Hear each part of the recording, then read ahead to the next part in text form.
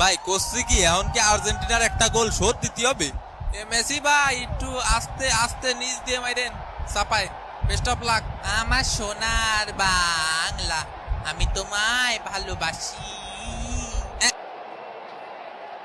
এই যে ভাই ধরে ফেলেছি ভাই রসগোল্লার মতো। ধন্যবাদ মেসি ভাই। এই লন বল আবার আপনার কাছেই দিলাম। এবার গোল হতে পারে আর্জেন্টিনা আক্রমণে। লিওনেল মেসি এগিয়ে চলেছেন বল পাস দিলেন, বল মারবেন।